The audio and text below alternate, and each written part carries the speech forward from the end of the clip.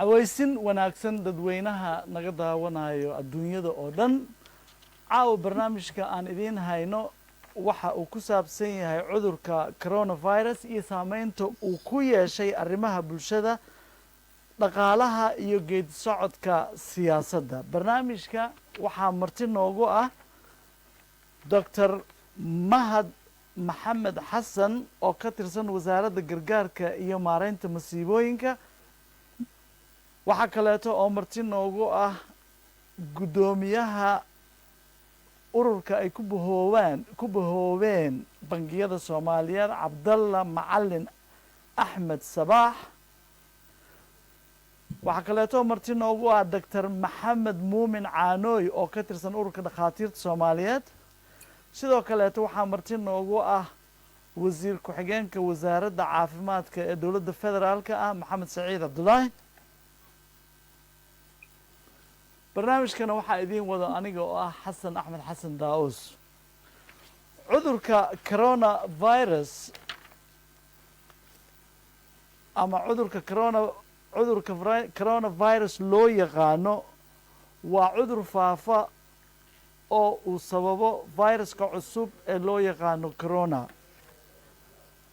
arrintaasna waxaa tiri ururka caafimaadka adduunka badi dadka uu haleelo ama uu ku dhaco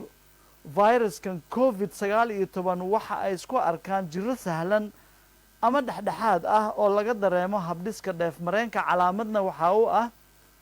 qufaca ama hargabka xumad ama qandho iyo qofka oo neefta ay dhibto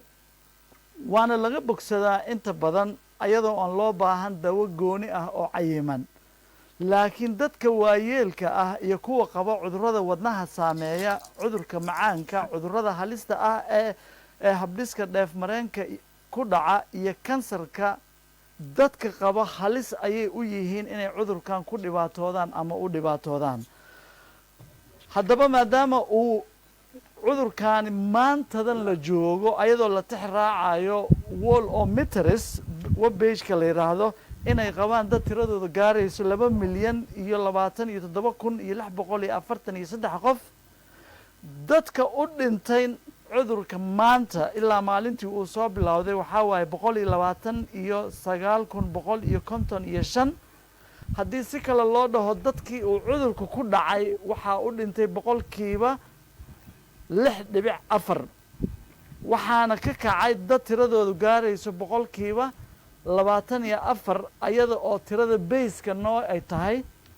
dadkii uu ku dhacay oo tiradoodu ahayd 2,027,643 haddaba faahfaahin dheeraad oo arrintaasi ku saabsan waxa aan marka ugu horeyso weydiinaynaa martideenna oo ka tirsan ururka dhakhaatiirta soomaaliyeed maxamed muumin caanooy masar caanooy kusoo dhawow barnaamijka xasan daawud aada u mahadsanta adiga iyo tiimka kaleba waa salaama iyo wasiirka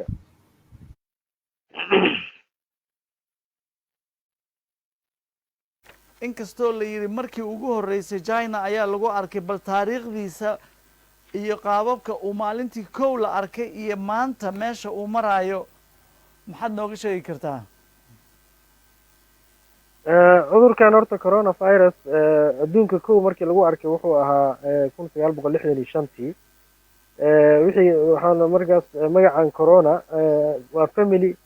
fara badan oo coronavirus la yiraahdo cudurro badan virus badan oo ka kooban yahay waxaa ku 2003 oo laga helay waddanka China oo markaas loo bixiyay severe acute syndrome oo covid 1 ahaa waxa uu galabsaday ilaa 800 qof waxaana laga qaaday xayawaano markii hore asna laga qaaday waxaa ku xigay mar kale uu ka bilaabay waddanka Sacuudiga Maris Middle East Respiratory Syndrome oo asagana 2012 marka cudurkan cudur saas ah laakiin kan hadda wuxuu ka bilowday China meesha la yiraahdo Wuhan December 2019 magaca meeshaas ka soo qaatay marka asagana waxaa loo maleynayaa in xayawaan uu markii hore ka yimiday cudurkana waxa dhibkiisa badanna waxa waaye kan uga duwan yahay jiinkiisa ama genetic waxa la yiraahdo ayaa waxa ku dhacay isbedelo badan marka sidoo u faafaya ayaa aad uga daran kuwii hore loo yaqaanay.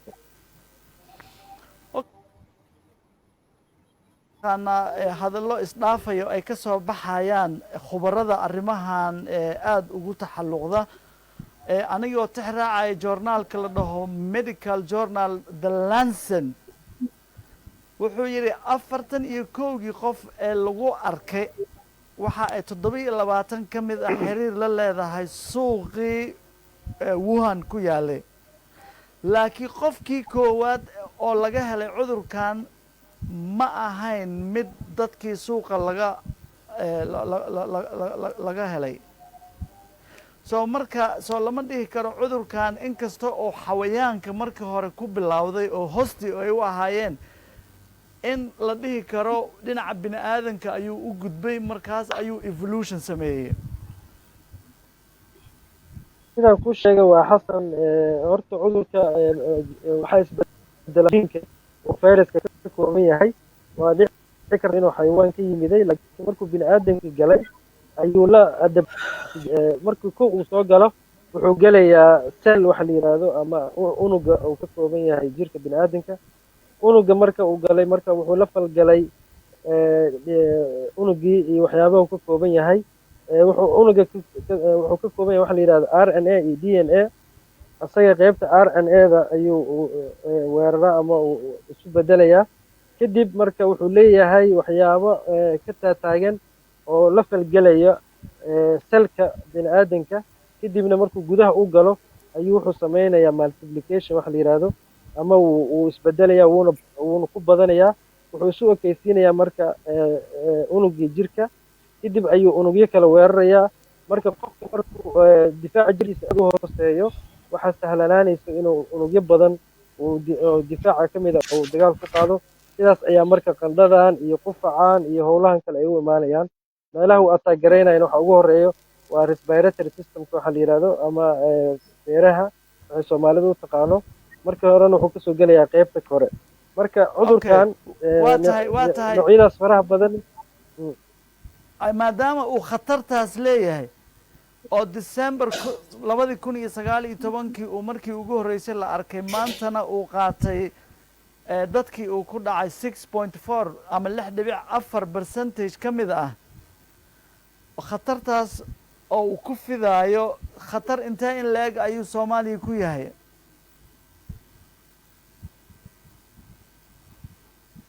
oo cudurkan uu leeyahay waxa waaye fiida uu fidaayo qofka wuxuuna ku fidayaa in qofka uu la kulmo horta qof caabuqi uu ku dhacay qofkaas marka wuxuu ka soo baxayaa waxa la yiraahdo droplet ama sanka meelaha dheecaanada ay ka soo baxaan jirka oo sida sanka iyo afka iyo ayuu marka ama uu hindisay ama meel buu ku qufacay meeshaas ayaa qofkii kale oo u dhawaa ayuu ka qaadayaa marka transmissionkiisa ayaa saas u dhib badan marka qof markuu cudurka yahay uu ka dhib badan yahay marka haddii midda kale faafidda zaa'idka keenaysa waxay tahay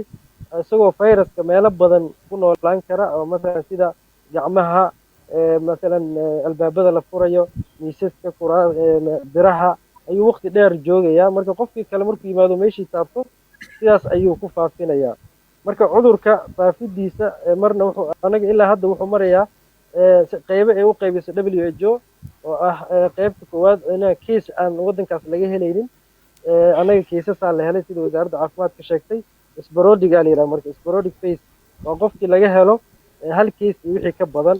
waxaa ku soo xigaya inuu cluster noqdo oo means in 100 qof iyo wax ka badan laga helo cudurka ayada naftirkeeda waxaan hadda ku soconaa 60 aan mareynaa marka 60 muqdisho laga helo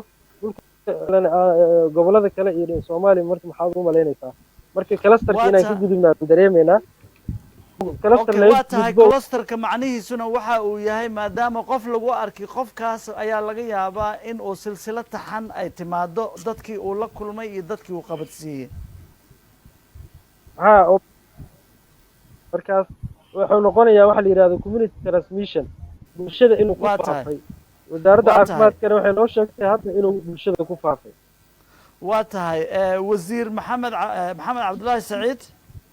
wasiir ku-xigeenka wasaaradda caafimaadka may maqlaysaa aad iyo aad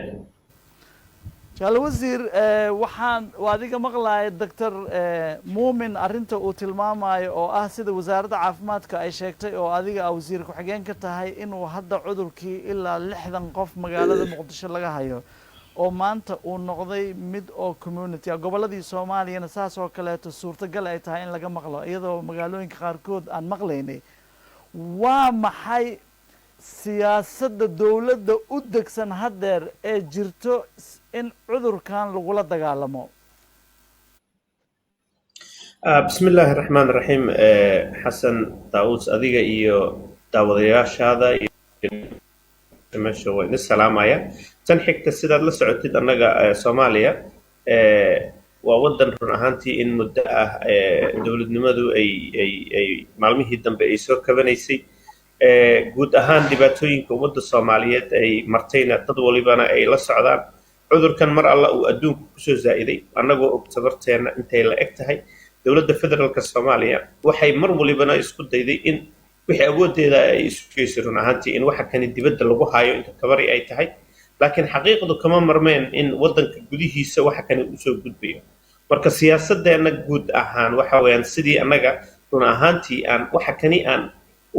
ummadda Soomaaliyeed ugu wacyigelin lahayn isla mar ahaantaana loo xakameyn lahaa maxaa yeelay mar haddii wacyigelintaasi ay shaqayso waxaan anagu hay kameyn badan lagu sameyn karo laakiin sida xaqiiqda jirta waxay tahay wadanka xaaladiisa aad la socotid oo guud ahaan hay-adahan adeega caafimaad gudbiya oo aan heerka la filayay ayaan ahayn oo weli aan nahay dad maxaan dhahdaa soo kabanaya dhaqaale ahaan iyo guud ahaan service ahaanba waxa weeyaan waxa ugu weyn annaga aan ka shaqeynay isla maantadan hawsheena ugu badan ay ku jirto waxa weeyaan sidaan u wacyigelin lahayn sidaan guud ahaan maxaan dhahdaa xakameynta mujtamaca qaybihiisa kala duwan oo dhan loo gaarsiin lahaa sidii haddii sida aad hadday sheegtay xaaladaha uu run ahaantii soo rito aan ognahay ay u badan yihiin dadka caafimaadkooda liita iyo dadka da'da ahoo maxaan dhahdaa u nugul cudurkan amise aan lahayn immune system oo xoogan aan lahayn sidii aan meelaha aan u diyaarin karno awoodeedu ay tahay aan u diyaarino wixii qaybo oo ku aadan tabarteedu aad bay u liidataa laakiin ka siyaasad ahaan waxaa naga go'an in wixii tabarteeda aynaan kaga qayb qaadano run ahaantii waa tahay jaale wasiir iyadoo arrintaasi ay caddahay oo arrintan wax kasta oo idinkaga habboon xoog iyo talaba aad diyaar la tihiin waxaan rabaa inay dadweynaha Soomaaliyeed ogaadaan meeqa cisbitaal ayaa u diyaarsan oo dadka uu ku dhaco ay Soomaalidu ku caawin kartaa xasanow sida aad sheegtay run ahaantii cudurkani walaalkay doctorkana hadda uu ka dhawaajiyay wuxuu bilaabay community transmission oo ah run ahaantii qaybo badan wadanka aan filayno inuu ka dhaco sida la socotay cases waxaa jira waqooyi laga soo sheegay caseska muqdishona waaba la socotaan waa cadadka aan baqdi weyna ka qabno in uu case-kaasi isbuucyada soo socda wax badan ay ku darsamaan ima maalmaha soo socda sidoo kale sidaad la socotid waxaa laga helay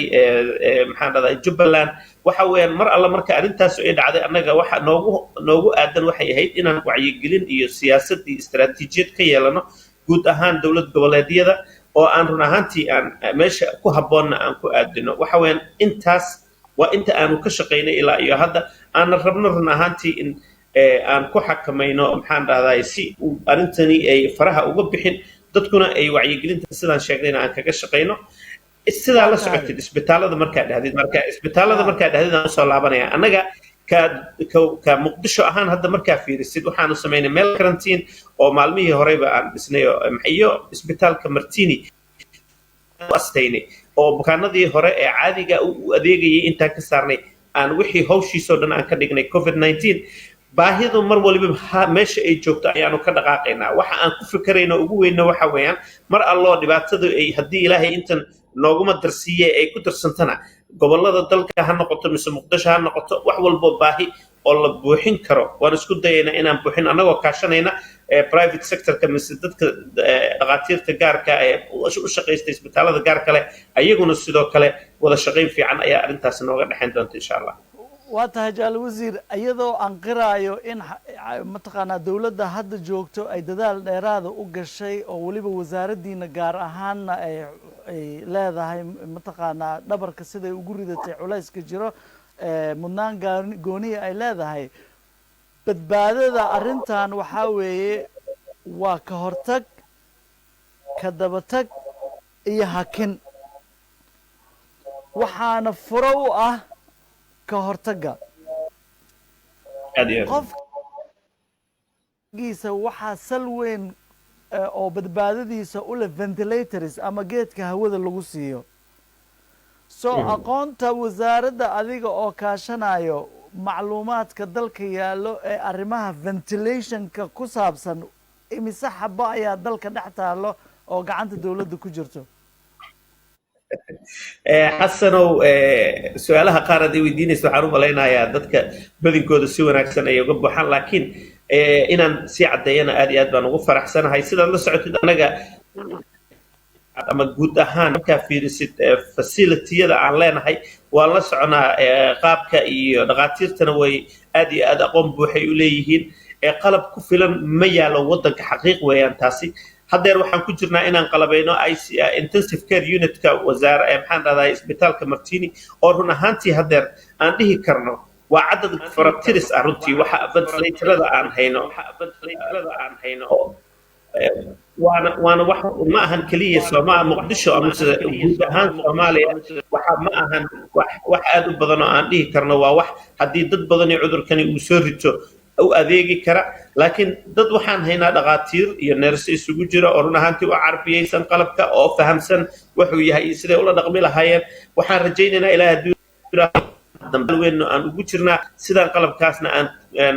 in badan kasii heli lahayn marna waxaan rabaa inaan dhammaan idin xasuusiyo sidaad la socotaan adduunkoo dhan baa la daalaa dhacaya qalabkaasi helistiisa marka soomaaliya oo run ahaantii dhaqaalo badanna ku bixin karin waad fahmi kartaan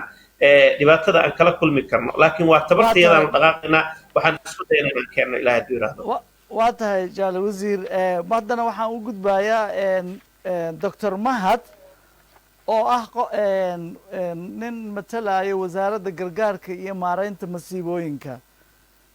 waddamadii horumaray ee adduunka ayaa dhibaato fara badan ku qabo anoo qiraaya taas waxaan ka hadlayaa cudurkan coronaviruska maadaama wasaaraddiinu ay qaabilsan tahay doctor mahadow arrimaha maaraynta masiibooyinka iyo gargaarkooda adiga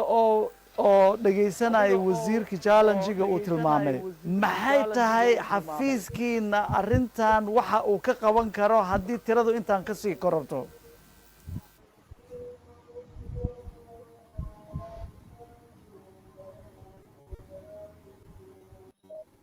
doctor mahad may maqlaysaa okay waa ku maqlaya su-aasha igu soo celi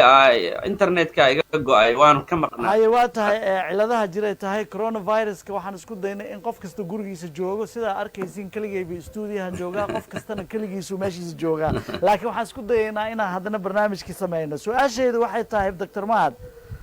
xafiiska adiga qaabilsan tahay waa waxa waaye wasaaradda gargaarka iyo maaraynta masiibooyinka cudurkani waxa uu dhacay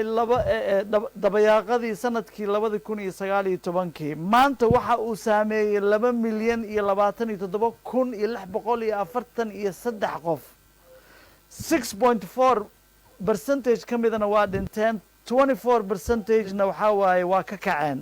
taa macnaheedu waxaa weeye 70% ayaa maanta cudurkan la rafaadsan xafiiskiina muxuu ugu talagalay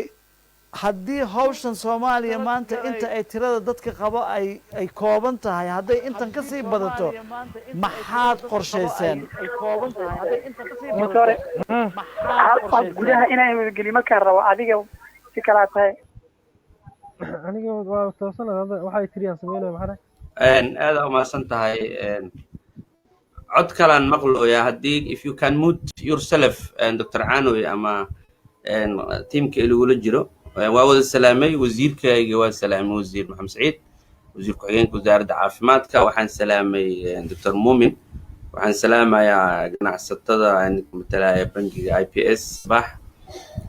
xasan aad u maasan tahay su'aal fiican waaye anaka guud ahaan waxaa ka tirsannahay systemka guud oo ka shaqaynaya ka jawaabidda musiibadan COVID-19 saa la socotaba waxaan xubin ka nahay especially aniga aan xubin ka ahay task force guddigii la sameeyo technicalka ahaa 29 January wasiirka guddigaas wuxuu ka shaqaynaya marka in garow la sameeyo diyaar garowga musiibada markaas ma soo gaarin guud ahaan Africa hotspot countryga waxa ahaa epicenterka oo Wuhan ah oo uu ka sheekeynayay Dr. Cano iyo wasiirka iyo Italy iyo Iran saddexdaas wadan ayay ahaayeen hotspot countries marka waxaa la sameeyay dhahayo diyaaradaha meelaha ay ku soo degaan garoomada diyaaradaha ay ku soo degaan diyaarada international flights ah oo loo yaqaan entry points in la dhigo primary screening oo meesha ugu horeyso xanuunkii ma ku joogo maadaama xanuunkii uusan joogin wadanka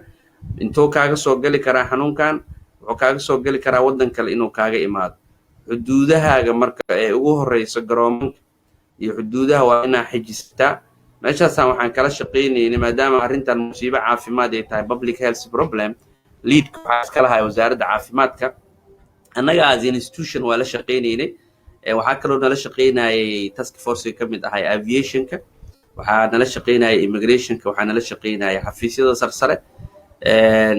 waxaa nala shaqaynayay partnerska ay Soomaalida leedahay sida WHO kalenta UNSOM kalenta waxaa laga shaqaynaya marka qof kasto oo musaafir ah oo imaanayo in la hubiyo badqabkiisa si bulshada badqabkeeda loo ilaaliyo sidaas darteed waxaa la sameeyay dadkii ka shaqayn lahaa entry pointska waxaa la sameeyay entry pointska waxay leeyihiin markuu qof soo dego oo la gareeyo qofkii laga shaqayn qandhada wajiga ku xiga oo lagu hubinayo anaga institution ahaan waxaas diyaar garowgoodii iyo waxaas ka shaqaynaynay ayadoo hoggaanka ay leedahay wasaaradda caafimaadka dowladda federaalka Soomaaliya ayna la shaqaynayso federal member stateska waxaa kaloo rabaa inaan ogaado qaybtaasi waa qaybtii ka hortagga wasiirka challenge ayuu tilmaamay challenge-ga uu tilmaamay waxay tahay in agabku uu aad noogu yar yahay haddii ay dhacdo inay dad cudurkan ku dhaco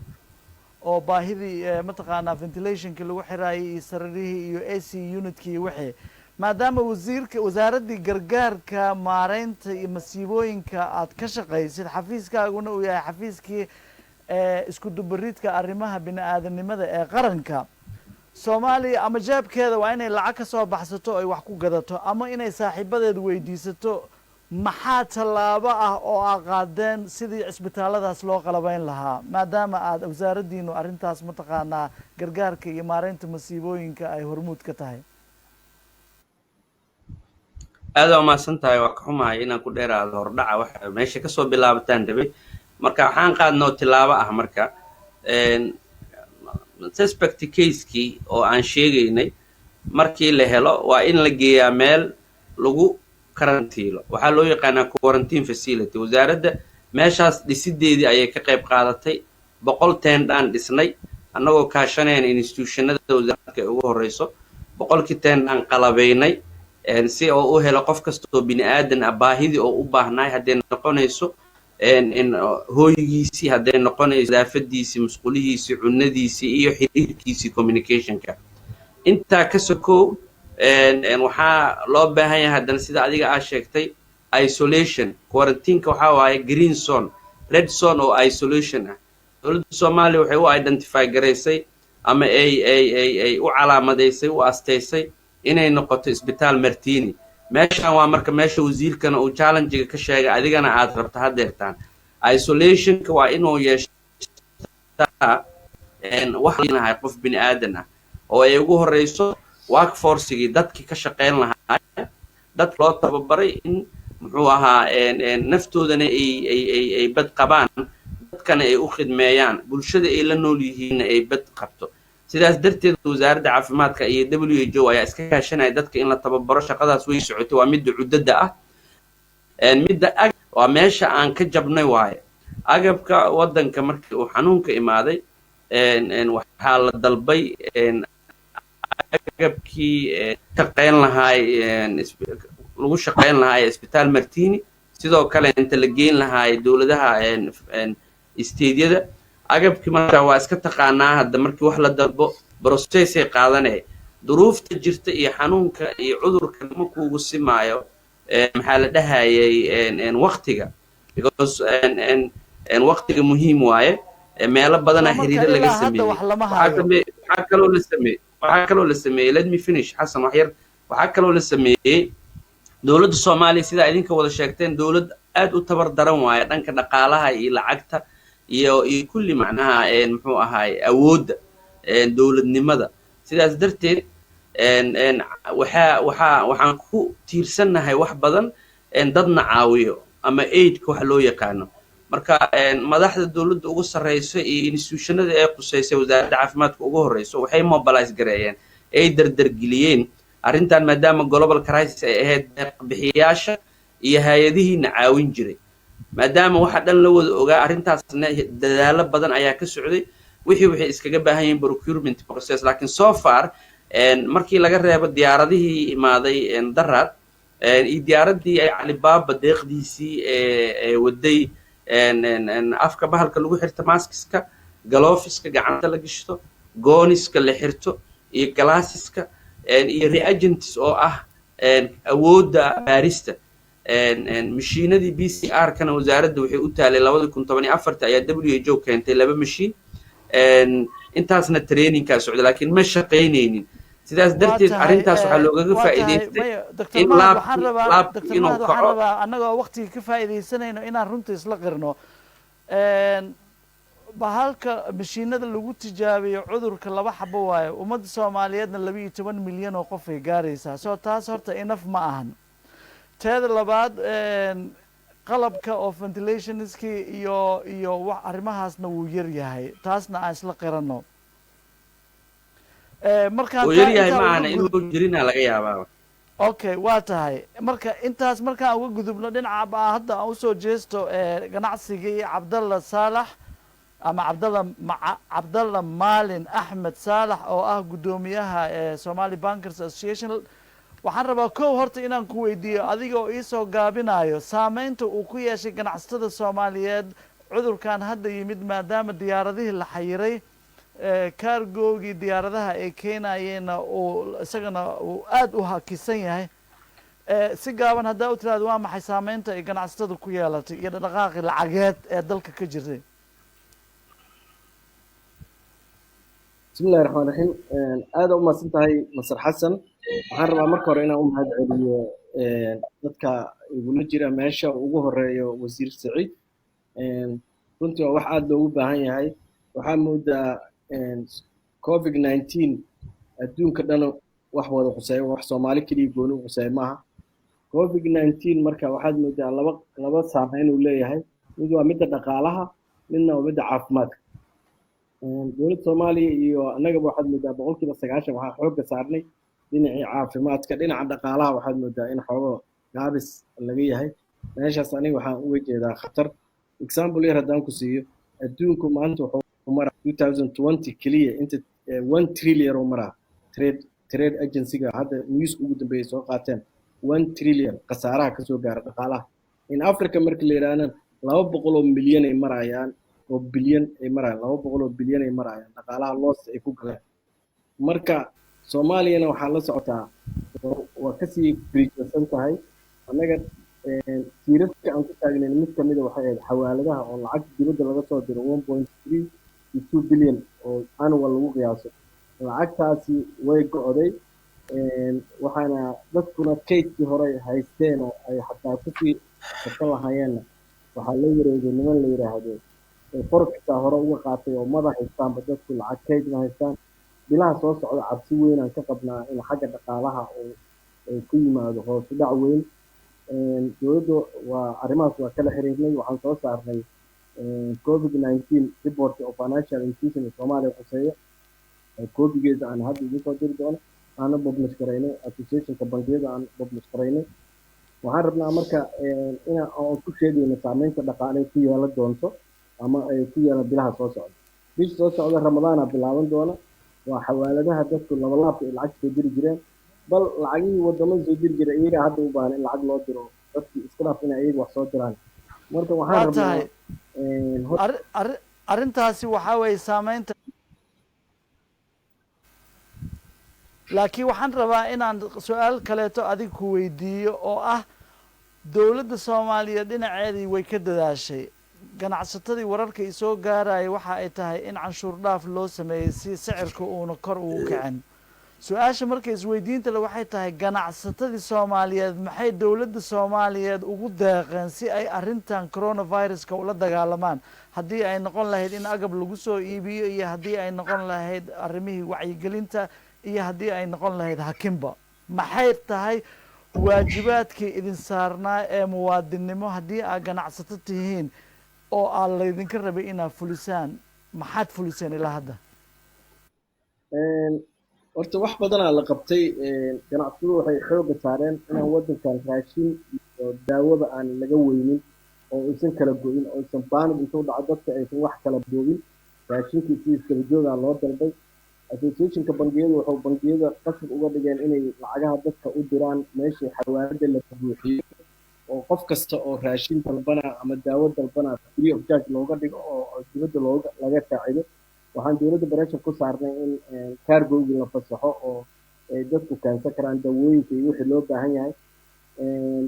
waxaan rabnaa diyaargarowga ugu cuslaana waxaan gelaynaa hadda oo ku saabsan ramadaanka maadaama uu soo socdo ka cabsanayna may waa fahmay taasi waa tii dowladda idiin samaysay idinka maxaa u qabateen ummaddii oo aad dowladda canshuur ku siiseen ama aad tidhaahdeen deeqdan annagay naga timid haddaan nahay ganacsatadii soomaaliyeed si cudurkan loola dagaalamo wax ma samayseen weli ha kaas waa socotaa sidii ururadu u socdaan oo kale u socdaa waxaa la sameynaa waxaa rabaa hadda in la sameeyo buul la sameeyo lacagaha lagu aruuriyo oo lagu taageero dowladda kiisku waa wada cusub yahay waxa waddanka dhan uu ku wada cusub yahay waa wax soo weli wax lacaga oo dowladda ugu deeqdeen ma jirto waa tahay aan usoo jeesta marka dhinaca muumin waxaan rabaa muumin oo su-aal waxay tahay maadaama cudurkan uu u baahan yahay ka hortag maxaad kula talin lahayd ummadda soomaaliyeed in ay mataqaanaa uga hortagaan cudurkan si ay isaga difaacaan maxay sameynayaan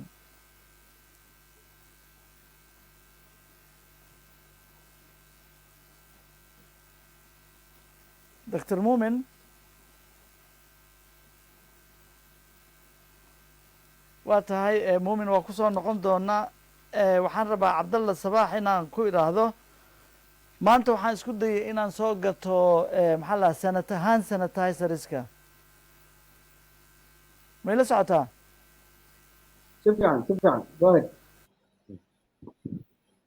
gaaraya waxaa laygu yidhi $5 waxyaalaha furaha u ahna waaye sidii cudurkan laisaga ilaalin lahaa marka ma waxaad leedihiin haddaad ganacsatadii tihiin xayiraadii diyaaradaha ayaa inay alaabti keenaan qaali ka dhigtay mise macaash doon ayaad noqoteen ganacsatadii horta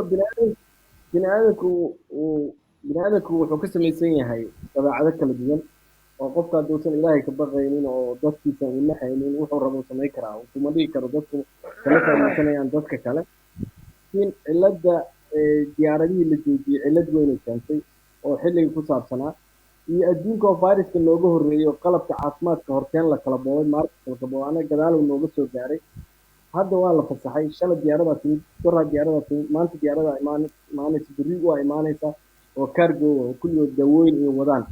marka qiimaha ay hadda waxay joogaan siima joogi doonaan waxaan ku dadaalaynaa in marketka uu waa isbedeli doonaa waa mahadsan tahay doctor muumin ma ku jirtaa khadka xasan su-aashaada waa maqlay maadaama dowladdii iyo ummaddiiba hadda ay ogtahay in sida ururka dhakhaatiirtana hore u caddeeyeen in bulshada uu ku faafay cudurka markuu faafo xooggiisa iyo dhibaatadiisa waxay tahay sida hadhow waxaa imaan doonta qaybo inay u qaybsamaan bulshada qayb waxa waaye cudurkii kama muuqanayo laakiin way qabaan qolada ugu daran waaye oo dadka aada u gaarsiinayo qolana waxa waaye 40% calaamadihi ka soo muuqday waxay u baahan yihiin inay guryahooda joogaan dadka ka fogaadaan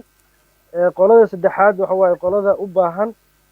severe ama critical qolada la leeyahay 15% ilaa 20 waaye waxay u baahan yihiin marka isbitaallo diyaarsan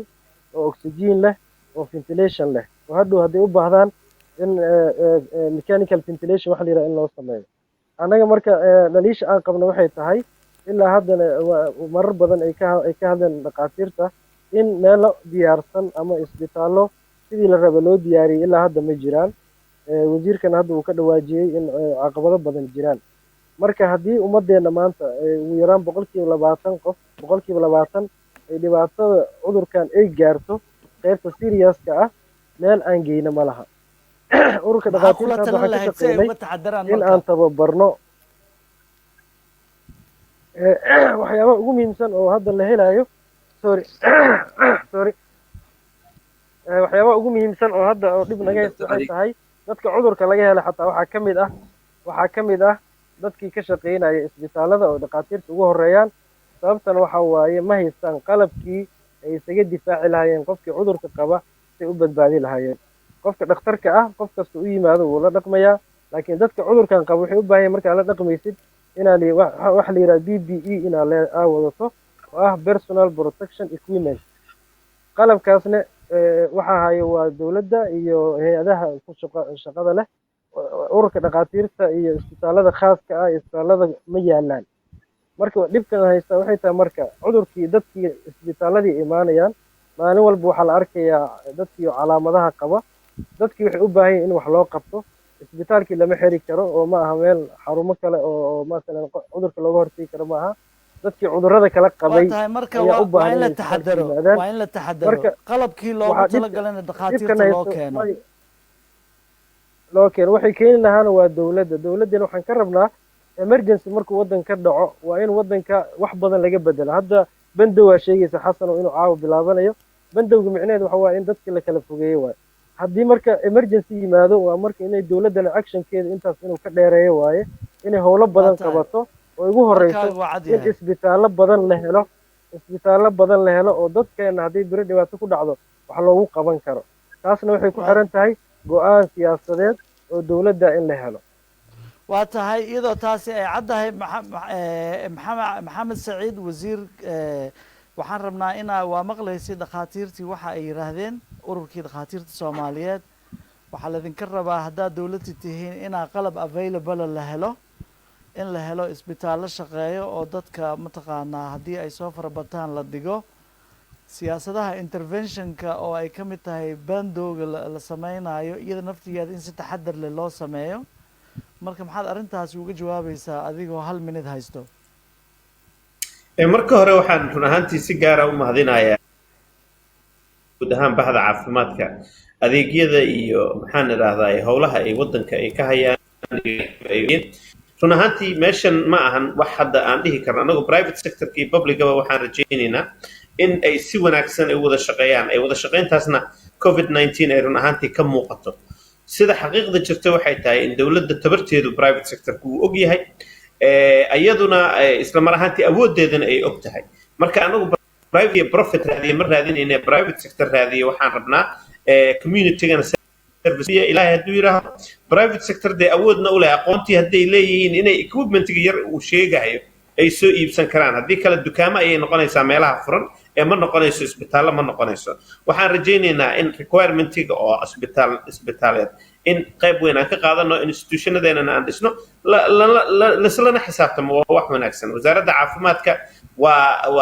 way joogtaa arrimahana way kala socotaa run ahaantii waana soo dhaweynaynaa dadka badinkooda ee hawshan ku jira iyo siday rabaan inay qayb ugu qaataan waa sidaa la socotid COVID-19 mar alla markuu yimid run ahaantii private sectorka doorka uga aadan hadda arkaysid oo xakamaynta iyo ka hortagga waxa weeyaan waa ballaaran yahay laakiin dowladaha ayaa initiative ka qaata annaguna sidaas ayaan run ahaantii hadda aan lead aan ugu nahay hawsha laakiin taa micnaheedu ma ahan in aan qaybtii private sectorka loogu baahnaa ee dhinaca caafimaadka ayagana ayagaa naga orod badan run ahaantii qayb weynna ka qaadan kara waana rajaynaynaa run ahaantii ilaa iyo hadda waxaan u baahanay aan weynayna ma jiro waxa aan rajaynayno kaliya inaan aad aan coordination u samayno oo aan ka wada shaqayno run ahaantii waxaa ku sheegaya xasanow aad ayaa u mahadsan tihiin dhammaantiin ka qaybgalayaasha oo ugu horeeya doctor mahad maxamed xasan oo wasaaradda gargaarka iyo maareynta masiibooyin ka socday cabdalla oo ka socday ururka bangiyada soomaaliyeed doctor maxamed muumin caanoy oo ka socdo ururka dhakhaatiirta soomaaliyeed iyo wasiir ku-xigeenka wasaaradda caafimaadka maxamed saciid mudane aad ayaa u mahadsan tihiin dhammaantiin waxaan rabaa inaan idin xasuusiyo dadka uu cudurka ku dhacay waa 2,27,643 waxaa u dhimatay 6.4 boqolkiiba waxaa ka kacay 24 boqolkiiba 70% way la liitaan ummadda soomaaliyeed waxaa laydinka rabaa inaa ilaalisiin xaaladda dalka meesha uu marayo waa arkaysiin sida keliya oo uga hortagi kartiinna waxa ay tahay inaa idinka isdhowrnin si uuna u faafin gacmihiina dhaqda idinkoo marista isticmaalayo wejigaagana farahaaga ha ku taabanin haddii aa heli kartid bahashaas afka ii saaranna xero galofiski gacmahana gasho hooyadaa haddii aad xanuunsatid xataa yayna kusoo salaamin cunugaaga markuu jirada xataa waxaa waaye ilmaha kaleeta ka ilaali aad ayaa u mahadsan tihiin barnaamijkeenana intaasuu ku egyahay waa anoo xasan daa-uus oo idin leh habeen wanaagsan habeen wanaagsan aada u mahadsan tahay aada u mahadsan tahay habeen wanaagsan habeen wanaagsan dhammaantiin habeen wanaagsan Very nice.